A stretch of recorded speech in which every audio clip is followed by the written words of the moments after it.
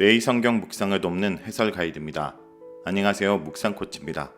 함께 읽고 나눌 말씀은 창세기 41장 1절에서 16절까지 말씀입니다. 창세기 41장은 요셉이 감옥에서 구출되어 총리에 오르기까지의 과정을 다룹니다. 그 가운데 본 단락은 파라오가 꿈을 꾸었고 그가 꾼 꿈을 해석하지 못해 요셉이 해석자로서 파라오 앞에 등장하게 되는 배경을 다루고 있습니다. 이 사건의 무대는 보디발이 집이 아니라 파라오의 공장입니다. 술 맡은 간원장이 복직된 지 만 2년 후에 파라오가 꿈을 꿉니다. 파라오가 하룻밤에 2번 연이어 꾼 꿈은 이집트 궁정 점술가와 지혜자들이 해석하지 못합니다. 이때 술 맡은 간원장이 감옥에서 경험했던 이야기를 하고 요셉을 소개합니다. 드디어 요셉은 구덩이에서 구출되어 파라오 앞에 서게 됩니다. 먼저 1절에서 8절 읽겠습니다. 만 2년 후에 바로가 꿈을 꾼즉 자기가 나일 강가에 서 있는데 보니 아름답고 살찐 7 안소가 강가에서 올라와 갈발에서 뜯어먹고 그 뒤에 또 흉하고 파리한 다른 7 암소가 나일 강가에서 올라와 그 소와 함께 나일 강가에 서 있더니 그 흉하고 파리한 소가 그 아름답고 살찐 7 소를 먹은지라. 바로가 곧 깨었다가 다시 잠이 들어 꿈을 꾸니 한 줄기에 무성하고 충실한 7 이삭이 나오고 그 후에 또 가늘고 동풍에 마른 7 이삭이 나오더니 그 가는 7 이삭이 무성하고 충실한 7 이삭을 삼킨지라. 바로가 깬즉 꿈이라. 아침에 그의 마음이 번민하여 사람을 보내어 애굽의 점술가와 현인들을 모두 불러 그들에게 그의 꿈을 말하였으나 그것을 바로에게 해석하는 자가 없었더라. 새로운 단락이 시작하면서 때를 알려주는 표현이 등장합니다. 만 2년이 지난 후라고 말하는데 이것은 앞단락에서 서술한 바 술 맡은 간원장이 복직된 시점을 기준으로 말하는 표현입니다. 그러나 요셉은 만 2년 동안 잊혀진 사람이었습니다. 그동안 요셉이 무엇을 했는지 알려지지 않았습니다. 요셉은 감옥에서 잊어진 채로 외롭고 힘든 나날을 이겨내야 했습니다. 하지만 요셉이 감옥에서 불려올 때 어떤 문제도 언급되지 않는 것을 볼 때 2년 동안 잊혀 지내는 동안에 간수장이 위임했던 감옥의 재반사항을 돌보는 일을 잘 해냈던 것으로 보입니다. 파라오의 꿈은 이러했습니다. 파라오가 나일 강가에 서 있는데 아름답고 살찐 7 암소가 나일 강으로부터 올라와 갈대밭에서 풀을 뜯어먹고 있었습니다. 그런데 또 보니 다른 7 암소가 나일 강으로부터 올라왔는데 그것들은 보기가 흉하고 야인 암소들이었습니다. 그들은 나일 강가에서 앞서 올라온 암소들과 함께 있었습니다. 그러다가 그 흉하고 야인 암소들이 아름답고 살찐 암소들을 잡아먹었습니다. 이때 파라오는 꿈에서 깨어납니다. 파라오는 또 다시 잠이 듭니다. 그리고 2번째 꿈을 꿉니다. 이제는 이삭에 관한 꿈입니다. 그가 보니 한 줄기에서 무성하고 충실한 이삭 7개가 올라왔습니다. 그러고 나서 또 보니 마르고 동풍에서 시든 7 이삭이 뒤에 나왔습니다. 그런데 그 마른 이삭들이 무성하고 충실한 7 이삭을 삼켜버렸습니다. 이때 다시 파라오가 꿈에서 깨어납니다. 2번 꿈은 동일한 주제를 담고 있습니다. 아름답고 충실한 7 암소와 이삭을 흉하고 마른 7 암소와 이삭이 삼키고 잡아 먹어버렸습니다. 좋은 것이 나쁜 것에 의해 정복당한 것입니다. 파라오는 꿈에서 놀라 깨어납니다. 다음날 아침 파라오는 지난밤 꿈 때문에 범인하였습니다. 꿈이 그를 불안하고 초조하게 만들었습니다. 그가 꾼 꿈은 좋지 않은 꿈이었기 때문에 당시 나일강의 풍요는 파라오의 권력과 직결되어 있었습니다. 나일강에서 풍요를 얻지 못하는 것은 파라오의 권력이 약하다는 것을 의미했습니다. 그러나 파라오는 자신의 꿈을 확실히 이해할 수 없었습니다. 그래서 그는 이집트의 모든 점술가와 지혜자들을 불렀습니다. 파라오는 불러온 점술가와 지혜자들에게 자신의 꿈을 알려줍니다. 하지만 그것들을 해석해내는 자는 아무도 없었습니다. 그들은 파라오의 꿈을 해석하는 데 실패했고 이제 꿈의 달인인 요셉이 등장할 시점이 된 것입니다. 다음은 9절에서 13절 읽겠습니다. 술 맡은 간원장이 바로에게 말하여 이르되 내가 오늘 내 죄를 기억하나이다. 바로께서 종들에게 놓아사 나와 떡 굽는 간원장을 친위 대장의 집에 가두셨을 때 나와 그가 하룻밤에 꿈을 꾼즉 각기 뜻이 있는 꿈이라. 그곳에 친위 대장의 종된 히브리 청년이 우리와 함께 있기로 우리가 그에게 말하되 그가 우리의 꿈을 풀되 그 꿈대로 각 사람에게 해석하더니 그 해석한 대로 되어 나는 복직되고 그는 매달렸나이다. 이러한 상황에서 술 맡은 간원장이 나섭니다. 그는 파라오의 채찍근으로서 파라오에게 일어난 모든 일을 지켜볼 수 있었습니다. 그러면서 그는 먼저 자신의 죄를 시인합니다. 자신이 꼭 했어야 할 일을 하지 않은 것입니다. 그것은 요셉이 부탁했던 일로서 술 맡은 간원장이 복직되거든 자신을 기억해서 자신의 이 집에서 건져달라는 것이었습니다. 그는 2년 동안이나 요셉을 잊고 있다가 이제야 그를 기억한 것입니다. 그는 감옥에서 경험한 이야기를 합니다. 파라오가 두 간원장에게 분노하여 친위대장 보디발의 집에 있는 감옥에 가두었을 때 그들이 같은 날 꿈을 꾸었다고 말합니다. 그들은 같은 날 꿈을 꾸었지만 동일한 꿈은 아니었고 각자 해석이 필요한 꿈이었습니다. 그때 그들의 꿈을 해석한 요셉을 소개합니다. 술 맡은 간원장은 요셉을 친위대장 보디발의 종 히브리 청년이라고 소개합니다. 히브리 청년이라는 표현은 보디발의 아내가 요셉을 가리켜 했던 말 히브리 사람과 히브리 종에 이어 세 번째로 등장하는 표현입니다. 히브리라는 표현을 통해서 요셉의 민족적 배경이 강조되고 있습니다. 하지만 그러한 요셉의 출신은 문제가 되지 않았습니다. 왜냐하면 그는 그들의 꿈을 제대로 해석했기 때문입니다. 술 맡은 간원장은 파라오에게 자신들이 요셉에게 꿈을 일러주었을 때 요셉은 그들의 꿈을 각자의 꿈에 따라 적절하게 해석해 주었다고 말합니다. 요셉이 해석한 꿈대로 자신은 복직되었고 또 꿈는 간원장은 처형되었다는 것입니다. 자, 이리하여 창세기 37장에서 41장까지에서 세 가지 꿈이 만나게 됩니다. 세 가지 꿈은 요셉과 두 간원장과 파라오가 꿈꾼들입니다.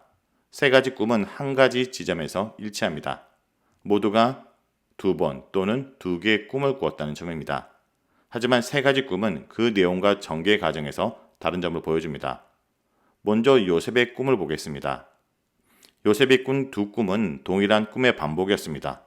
첫 번째 꿈은 곡식단에 관련된 꿈이었고 두 번째 꿈은 해와 달과 11별에 관한 꿈이었습니다. 요셉은 두 번에 걸쳐 두 꿈을 꾸었지만 동일한 주제를 다루고 있는 꿈의 반복이었습니다. 그 꿈은 너무나 분명하여 특별한 해석이 필요하지 않았습니다. 요셉이 해석해 주지 않아도 요셉의 꿈 이야기를 들은 요셉의 아버지 야곱과 형제들은 그 꿈의 의미를 알아차렸습니다. 요셉이 장차 통치자가 될 것이라는 사실이었습니다. 이러한 요셉의 꿈은 요셉 이야기를 이끌어가는 중심 주제의 역할을 합니다. 꿈의 내용이 무엇인가가 문제가 아니라 과연 요셉의 꿈이 현실이 될 것인가가 문제이며 요셉의 꿈이 실현된다면 어떻게 실현될 것인가 하는 것이 요셉 이야기의 주된 관심사입니다. 그 다음은 두 간원장의 꿈입니다. 두 간원장의 꿈은 서로 다른 결과를 가져오는 반대의 꿈이었습니다. 동일한 날에 꿈을 꾸었고 내용도 유사하지만 두 사람에게 정반대의 결과를 가져오는 서로 다른 꿈이었습니다. 그런데 두 간원장의 꿈은 적절한 해석이 필요한 꿈이었습니다. 자신들은 꿈의 내용을 해석할 수가 없어 요셉의 도움을 필요로 했습니다. 그런데 두 간원장의 꿈은 요셉이 꿈의 달인임을 증명하는 사건이 됩니다. 두 간원장은 요셉의 해석대로 서로 다른 운명을 맞이합니다. 한 사람은 복직이 되고 다른 한 사람은 처형이 된 것입니다. 다음은 파라오의 꿈입니다. 파라오가 꾼 두 번의 꿈은 동일한 주제의 반복이지만 두 단계의 사건으로 구성된 하나의 꿈이었습니다. 하나의 꿈 안에 대조적인 두 가지 요소가 어우러져 있는 것입니다. 그런데 처음에 등장하는 좋은 상태의 요소는 다음에 등장하는 나쁜 상태의 요소에게 잠식됩니다. 이 꿈도 해석을 필요로 했습니다. 그런데 이집트의 점술가와 지혜자들도 이 꿈을 해석해내지 못합니다. 그래서 요셉이 파라오 앞에 서게 됩니다.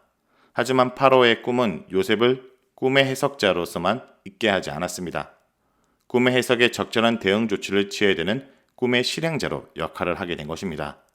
이처럼 요셉 이야기에 등장하는 세 가지 꿈은 유사한 요소를 가지고 있지만 서로 다른 특징을 보여줍니다.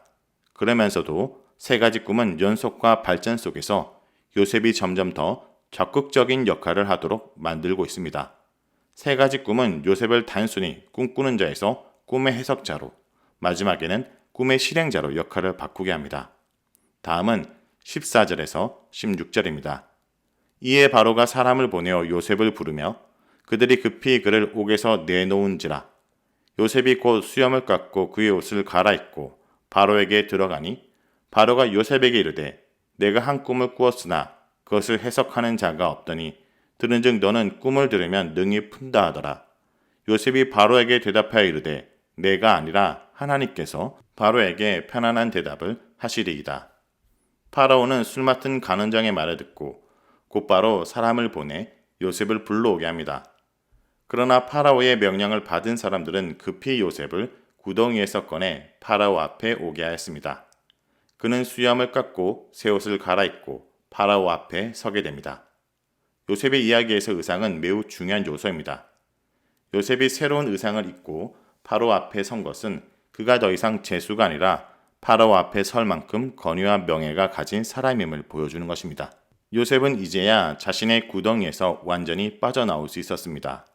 아버지 야곱이 준 채색 옷이 벗겨진 채 형들에 의해서 구덩이에 던져졌던 요셉은 이제 새 옷을 입고 권위와 명예를 인정받은 모습으로 파라오 앞에 서게 되었습니다. 파라오는 요셉에게 자신의 꿈을 이야기합니다. 자신이 꿈을 꾸었으나 그것을 해석하는 자가 없다라고 말합니다. 이것은 두 간원장이 꾼 꿈 뒤 요셉을 만났을 때 말한 바와 동일한 말입니다. 파라오 자신이 꾼 꿈을 이해하지 못해 얼마나 번민하고 있는가를 잘 보여줍니다. 그러면서 자신이 요셉을 찾는 이유를 설명합니다. 요셉이 꿈의 내용을 듣고 그것을 해석한다고 들었다는 것입니다. 이 해석은 꿈의 내용을 이해하는 것만 말하지 않습니다. 꿈을 해석한다는 것은 그 내용을 이해할 뿐만 아니라 그것에 대한 대비책도 말할 수 있는 능력과 용기를 갖춘 것을 의미합니다. 그러한 의미에서 이집트 점술가와 지혜자들은 요셉과 대조됩니다. 그들은 파라오의 꿈을 제대로 이해할 수 없을 뿐만 아니라 그 꿈에 대한 내용에 대한 대비책을 마련하도록 책임감과 용기도 없었습니다. 파라오의 말을 들은 요셉은 거침없이 대응합니다. 그는 자신이 아니라 하나님이 파라오에게 샬롬의 응답을 주실 거라고 말합니다. 이 장면에서 보여주는 요셉의 이러한 거침없는 반응은 오직 평소 생활 가운데 하나님과 동행하는 삶을 통해서만 나올 수 있는 확신과 단호함이었을 것입니다. 하나님과의 교제를 통해 얻은 확신과 지혜가 절대 권력자인 파라오 앞에서도 두려워하지 않고 단호히 하나님의 샬롬을 선포할 수 있게 한 것입니다. 자, 여기까지가 창세기 41장 1절에서 16절까지 말씀입니다. 오늘 말씀을 통해 우리는 무엇을 묵상하고 적용해야 될까요? 첫째, 왕 위에 계신 하나님을 볼 수 있어야 됩니다. 이집트에서 파라오는 신이고 법이었습니다.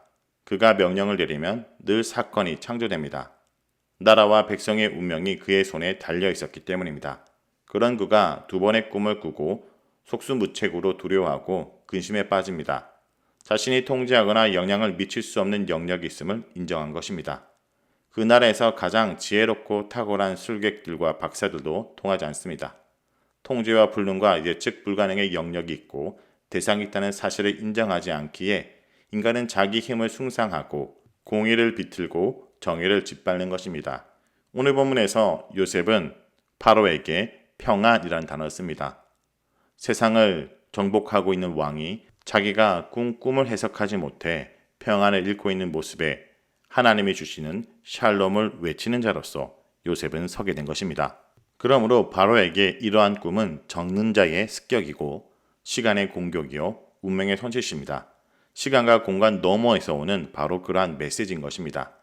자신이 신이 아니라 인간임을 인정하라는 강력한 경고였습니다. 하나님은 꿈이라는 것을 통해 요셉을 지금까지 이끌어 가셨고 세상 나라 왕 앞에 서게 함으로 진짜 왕이 누구신지를 밝히 보여주고 계십니다.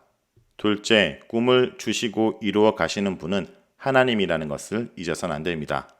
요셉은 바로 앞에 불러와 꿈 해석을 요구받습니다. 요셉은 꿈을 해석하기 전에 그 해석을 주시는 분은 하나님이심을 강조합니다. 자신에게 주목하게 하기보다는 하나님께 주목하게 하며 자신은 물론이고 애굽의 운명과 바로의 운명이 하나님께 달려있음을 알게 하는 것입니다. 그것이 꿈을 주신 이유이기 때문입니다. 특별히 꿈에 대한 요셉의 고백은 형들의 조롱대로 자신이 꿈꾸는 자, 꿈을 이뤄가는 자가 아니라 하나님의 꿈을 이루고 해석하는 도구에 불과하다는 것을 고백하고 있는 것입니다. 그러므로 성도 여러분, 오늘도 우리가 세상 앞에 하나님의 꿈을 이야기를 할 때 우리를 자랑하고 우리를 높이는 것이 아니라 하나님을 드러내고 그리스도의 증인이 되는 기회를 삼으시길 간절히 기도드립니다.